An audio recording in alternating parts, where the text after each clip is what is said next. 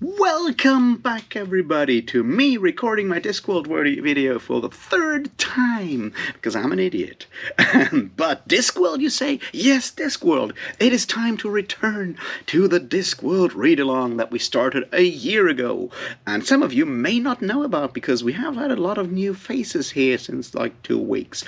Welcome, all of you. Yeah, we've had a Discworld read-along going for almost a year, and we had a bit of a break, and it's time to come back to number 19, Feet of Clay. We spoke about it like last weekend, and we'll talk about the next one, Hogfather, book 20, next week. Not next week, in 2 weeks. So, if you want to join us, join the Unabridged Burners Discord. There's a channel for it. We'll talk about it, and we'll have us a bit of a voice chat conversation, where we mostly share our favorite dumb jokes from the book and other things, on Sunday the 29th, I assume that will be. Yeah, I'm not good with dates. Let me apologize if you hear bass and music in the background. I sincerely hope it's my flatmate playing The Crimson Idol by Wasp, which is arguably one of the best heavy metal albums ever made, and not my neighbors having a barbecue party outside playing really shitty music. I really hope so. Just imagine it is that, and if you hear hip-hop beats, it's terrible German rap and you don't want to hear that. So yeah, let's get into Feet of Clay. Cheers.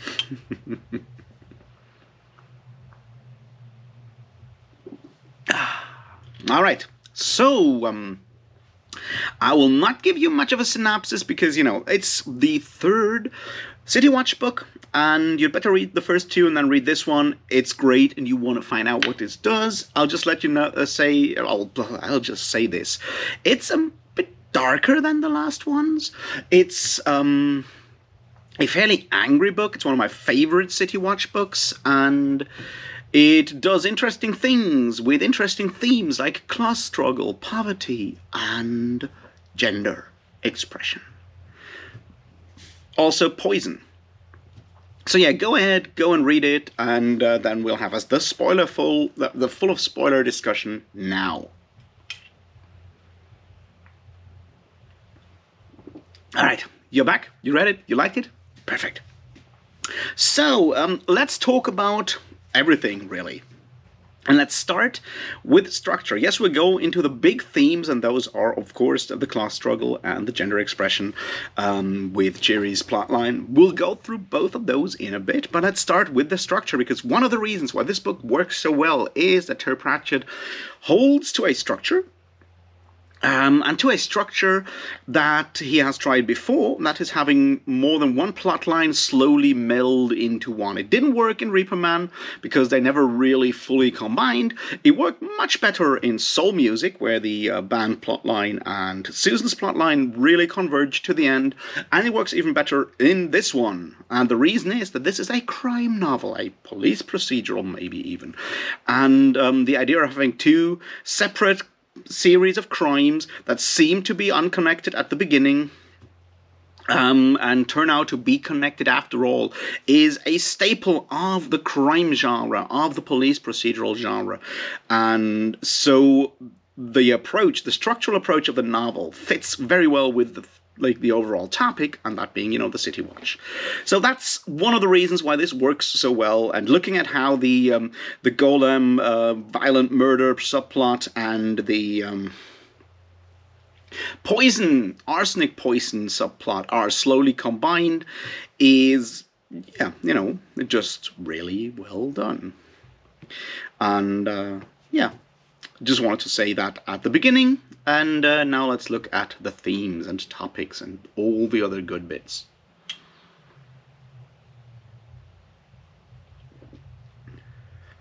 All right. And I think it's better to start with Cheery Littlebottom's plotline. And we'll come back and tie it all together at the end, I promise.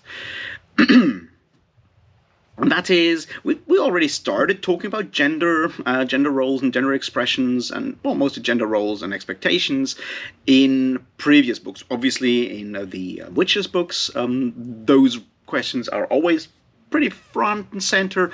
And in City Watch, they kind of started showing up in the last one in Men-at-Arms, when Angua joined the City Watch, and we had a sort of a ongoing joke that everyone was like blaming her being hired for the City Watch and all these other things but she's a woo, and it never got spelled out, and turns out it's not woman, even though it was assumed from time to time. Probably readers assume it for the first couple of sentences as well.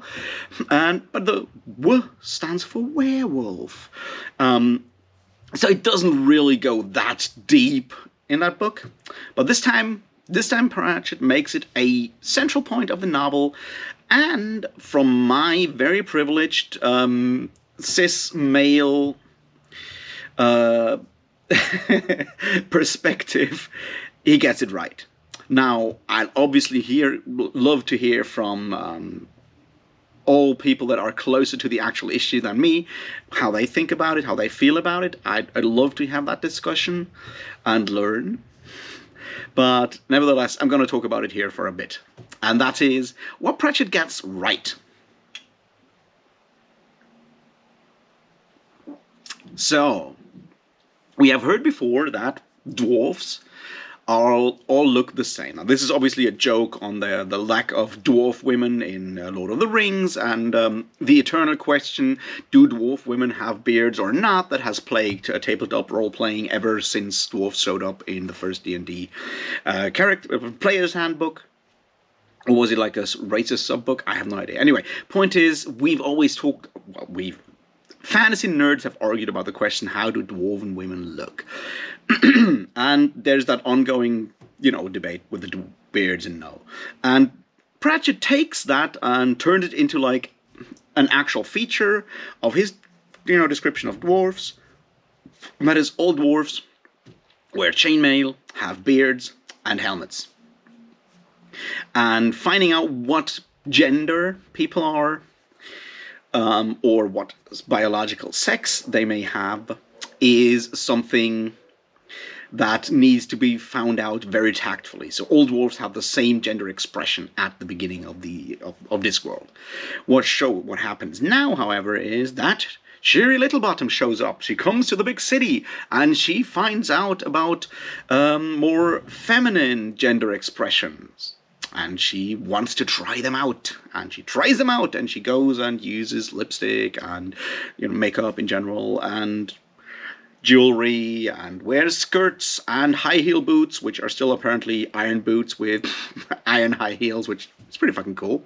And she does all of these things over time, and it's an ongoing plot when she tries out all kinds of different aspects, and some work and some don't work, and she's trying to find herself there, which is a pretty cool story in itself. But, and this is where I think Pratchett gets a lot of things right, it is strictly gender expression. At the end of the day, while in this book it does seem to be the case that she is like female, and we have that aspect like on a biological level with Angua smelling it apparently because she's a werewolf, it doesn't really matter, because at the end of the day, she still wears chainmail and a helmet and a beard. She just decides to present in a different way. That's a very individual choice, and I think Pratchett gets that part right with that conversation that we have between Cheery and Angua, when it's all about like Angua asking Cheery, it's like, I thought dwarven women were happy because they could do all the things that men can do, and Cheery's like, yeah, but only provided they do the things men do, which shows that gender roles in general are the issue. It's not so much, well, I mean, obviously there's issues with limiting female gender roles to just, staying at home, cooking and whatnot. That's obviously a huge problem. But on the other hand, having a strict gender role for anyone is the larger issue, at least when it comes to Terry Pratchett. Now, I'll try to connect it to later on in the book and to something that Pratchett does in general. Don't worry. But to actually point that out, that gender expression is an individual thing and is quite, divorced from any, actual, sexual organs or whatever you want to talk about. From like late 90s, that's,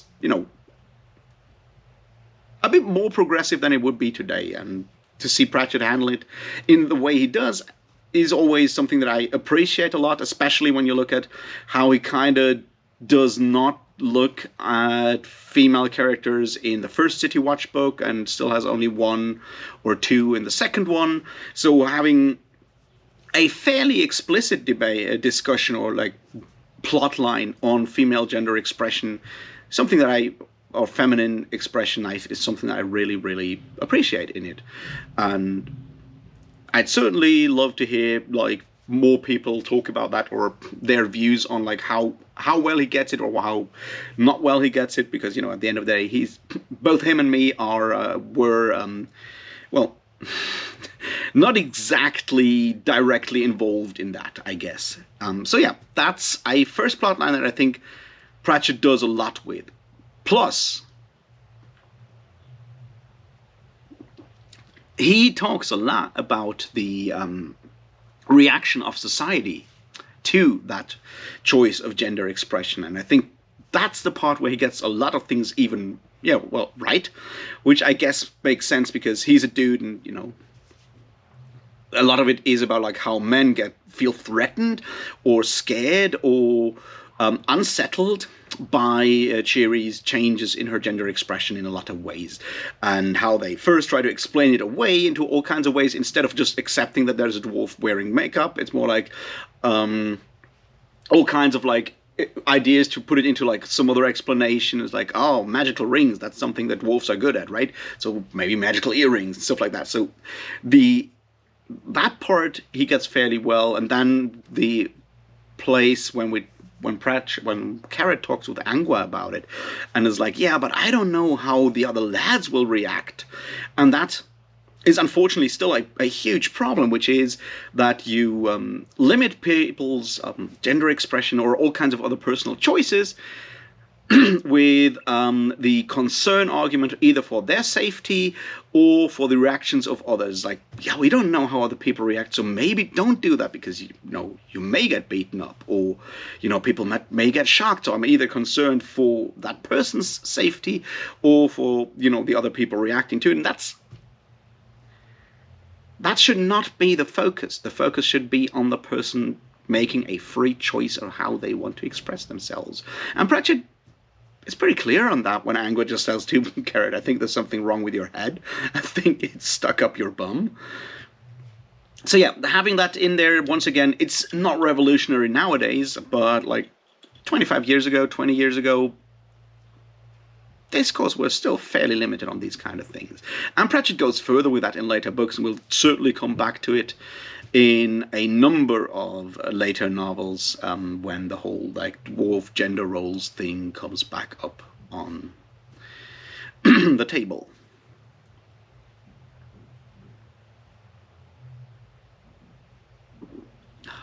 All right, let's return to the next one, the big one, the class struggle.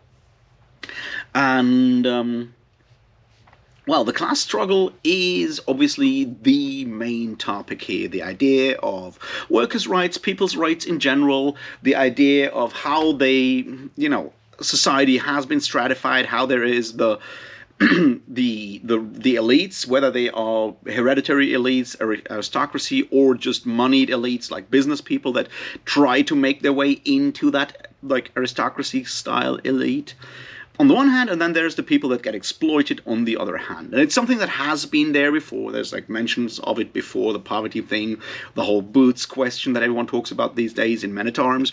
It shows up before, but it is very, very much front and center in this one. And we have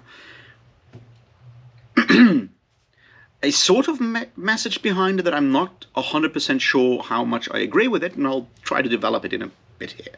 So let's look at some of the things Pratchett does. Pratchett acknowledges that society, and this is a very British viewpoint, I think it's certainly applicable outside of England, but the level of how much hereditary nobility or aristocracy through land ownership has control of the economy is something that is particularly egregious in Britain. And so this is sort of where we can see once again the Pratchett Discworld is a very, very British fantasy series compared to a lot of others that are not so regionally organized, I would say.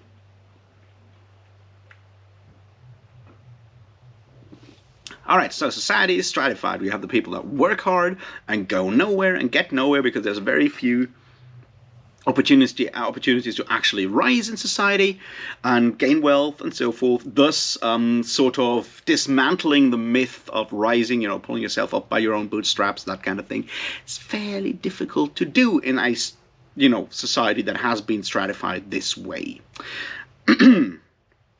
We also see the idea that the people up at the top, the elites, feel that they should be in charge of everything, whether officially or unofficially, which is where the whole plot of trying to depose Lord Vetinari, the patrician, through the poison plot, and install a king that does what they tell him to do, comes in, but they feel that they are in charge. They have the right to do these things because they have money or because they have always had money. And Pratchett is fairly clear, nuanced about it, and having that whole idea that the old money, the old aristocracy, kind of looks down on those people that have just made it big in business. We have that whole scene in the Herald's Court when they in the Herald's Court when the vampire boss, Dragon King of Arms, sneers at the butcher, the baker, and the candle maker, those businessmen, and you can see this as, mocking the airs of aristocracy that, rich people kind of put on when they buy titles and stuff, something that happens a lot for some reason. And Pratchett kind of goes at the corners like, why do we do that? And is there, where's that bit in humanity, in human nature that says some people are better than others just because of their birth? And Pratchett is radically against it. That saying's like, royalty is like dandelion. No matter how many heads you chop off, it always comes back. It's just a wonderful, wonderful metaphor and a bit, cruel. I also love the way he ties the whole thing into with the backstory of Vimes' forebears, Stoneface Vimes, Old Vimes, the Ironheads. There's some very clear referencing to the British Civil War and the beheading or execution of King Charles I, which, according to some people, was not a legal execution because the court was highly compromised because some people didn't want to judge over a divinely appointed king, and then he still got beheaded. And, we're not going down that road today, but it's interesting to see Pratchett fairly explicitly reference a bit of English history in Discworld here with those questions.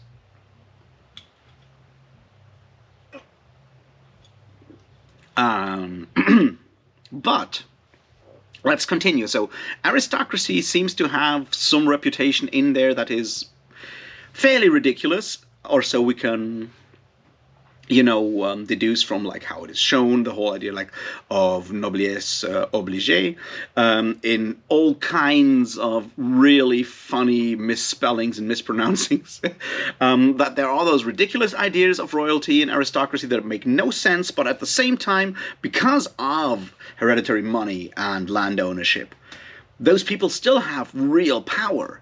And their only qualification is having money and being in an old family, which does not necessarily make you a good steward of all that wealth and makes you you're a responsible person when you have all that power. So there's that to it. And on the other side, you have people that are more and more disenfranchised from society, all the way down to having no rights and having no voice and being basically invisible. And that's something that we have seen before with the invisible people in soul music.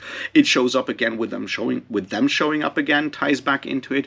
We have the people in Cockbill Street that are really, really poor and no one knows them because they're basically, once again, invisible and they have no way to actually end that disenfranchisement. And we have the golems, of course, which are the magical, fantastical symbol of that disenfranchisement.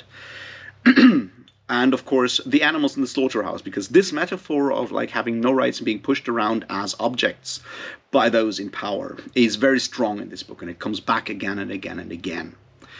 And the question is what can we do about it? Now that's sort of where Pratchett may get a bit uncomfortable, or gets a bit uncomfortable for me personally. Because the answer seems to be it is, up to a point, the choice of those disenfranchised people.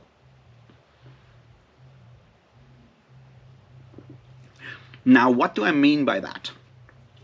It is fairly clear that the people in Cockbull Street and the people in the clothes mill near the end of the story are there because they have no rights and they have no voice and they have like very few ways to change their lot. But it is also clear that it is very much, for Terry Pratchett, a part of their state of mind.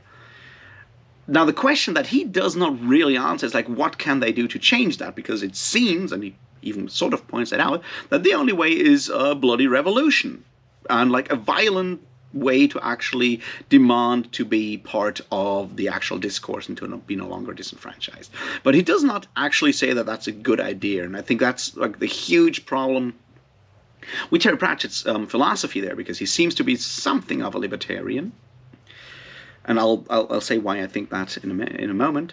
That he does not have that answer, like how do we actually fundamentally fix that aspect, because he sees the systematic disenfranchisement of a large quantity of population, but he does not give an answer that helps them get out of that state, because he has to believe that it's partly their own fault, or it's partly their own mental state that keeps them this low. What do I mean by that? I mean the golems. Now, the golems are obviously in this world made of clay, and they have holy words in their head. And they tell them what to do, and they're treated as objects according to that. And the big plotline is obviously the one of Dorfel, who at the end of the day learns that it's not the words in the head, it's our own words, the words in our hearts. And while in general, I like the idea to not just adhere to what we get told, to the rules that we get told by the system, and to maybe not, adhere to them and ignore them and adhere to like our own moral code up to a point. I think that's a very strong message. It's one that I, up to a point, very much agree with, because, some rules in the system are kind of fucked, especially the system with capitalism and so forth. But the question then still remains, where do you go with that? Can everyone make up their own mind and be whoever they want to be?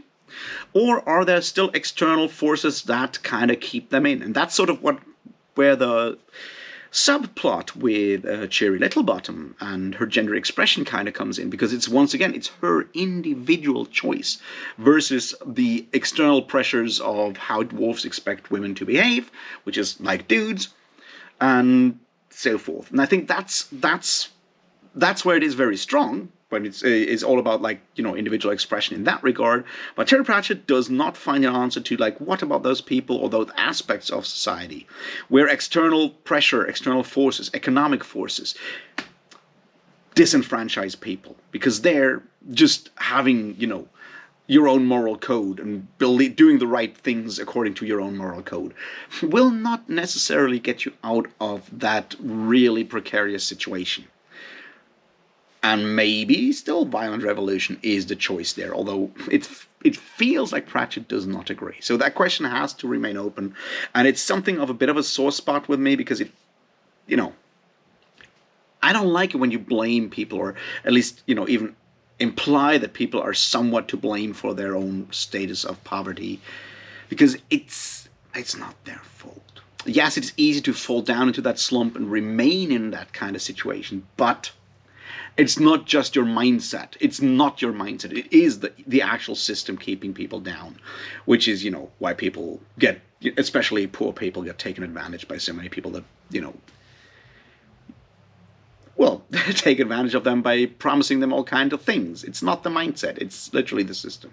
And Pratchett kind of overlooks that, but it's sad, but what can you do right now as a reader, apart from acknowledging it and then getting angry about it and finding out what else is good in this book? Because he does analyze and portray the situation extremely well in such a short book that is still, at its heart, a fantasy comedy. And I think that's the time when we'll look at those good bits and the fantasy comedy aspect.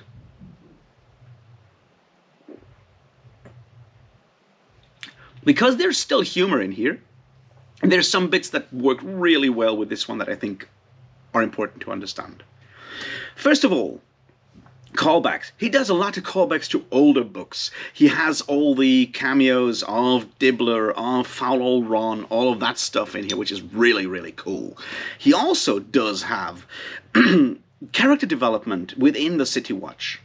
Detritus, who was like the butt of a lot of jokes in the previous novel, while still not being, the bright sharpest knife in the drawer, does have a big concern, an emotional concern about drugs being sold to troll children. That's a really cool new development. The character becomes something more there, and I really appreciate that.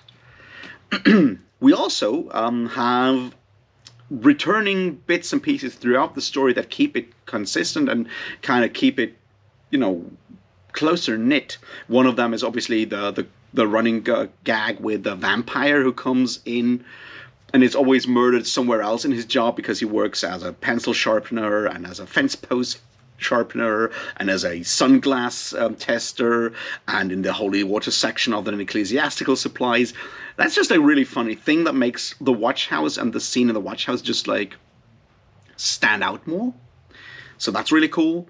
We have the luckless thieves that first go and try to steal money from the dwarf bread bakery and then try to rob the bar. They come back. So we have it makes the whole setting of Ankh-Morpork and these places feel more and more like a living, vibrant city and a character in itself, I would say. And that's something that makes this book really strong and kind of makes the City Watch books stand out compared to the Lancre books and some others, because the city is much more, included into the story.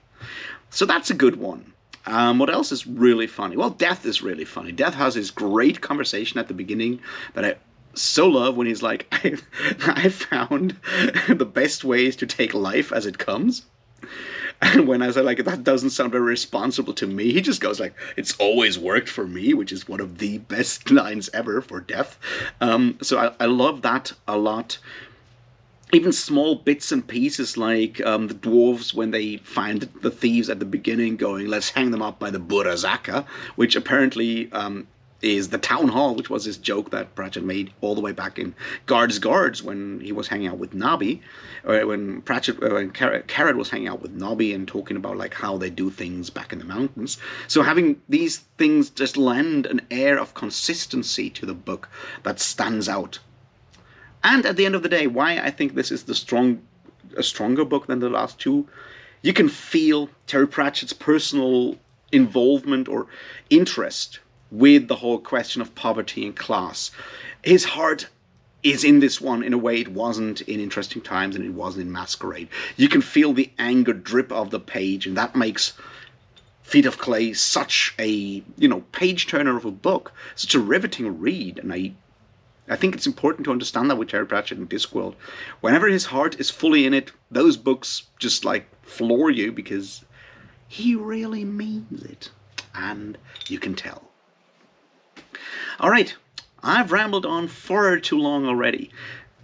Let's end this. It's a wonderful book. I'd love to hear your thoughts on all of these things. Like, subscribe, share. I'd appreciate it. And also, think about how much of your individuality you actually express in life and where the system kind of prevents you from it and what you can do about that. Cheers.